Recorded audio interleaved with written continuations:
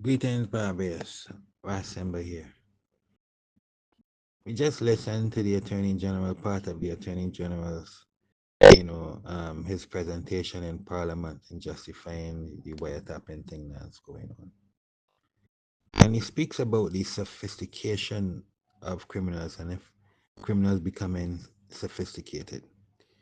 I don't know how the Attorney General is really look at crime. For criminals to be successful in their job of crime, they have to stay one step ahead of the law.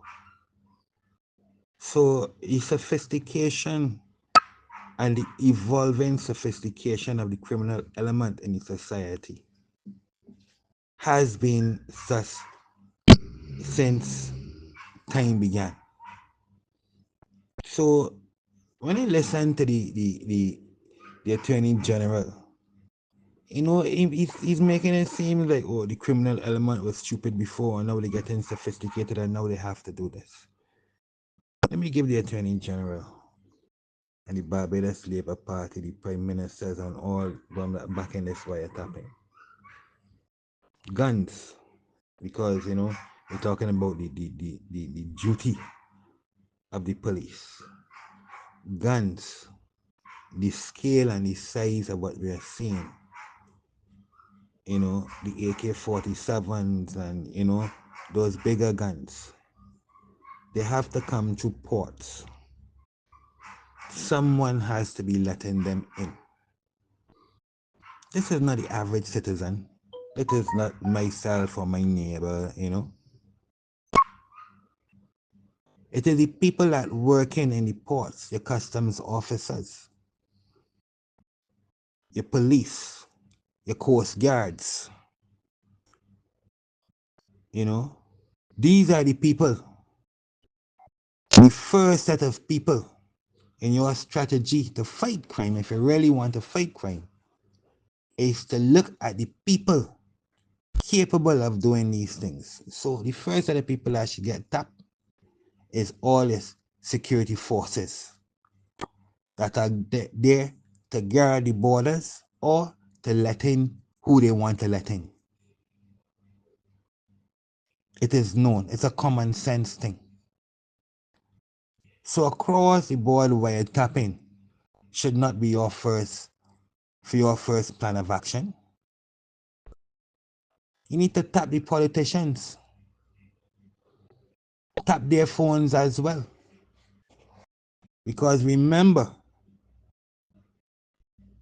on the ascension to Parliament, the victorious ascension to Parliament by the Prime Minister in the first 30 love, well-known criminal elements were there supporting her victory. Barbados well knows of the phone call during the COVID times from criminal elements to the Prime Minister about police harassment when they were trying to keep some sort of social gathering when everybody was on lockdown. So Barbados well knows there is a link between the criminal element and the political element. Furthermore, it was in the media where gang leaders came out to say that the violence wasn't coming from them and they were signing some peace treaty. So we know the gang leaders and all these people. These would be, in my mind, the first set of people considering for wiretapping. Why must it be across the board? Because then you have elements of society that need to speak up against things that are going into society and need to organize themselves to do such things. Will the wiretapping then be used to stop and suppress organized voices, peaceful organized voices that speak against unjust policy in Barbados?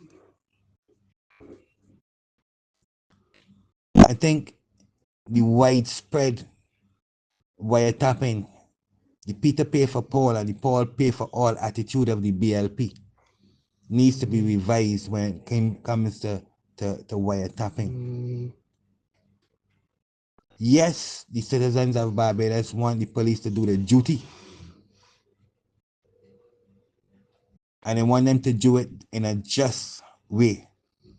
Which means if someone was to open fire on the police and it was to run into a crowd at Q in the community with the police and bust into Q into community and start to open fire behind this person, thereby hitting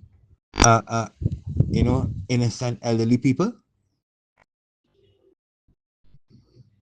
I know this is what the criminal element they would do. So are we saying that the criminal element, the police and the politicians are all one in the attitudes of dispensing their forms of justice? Collateral damage is acceptable?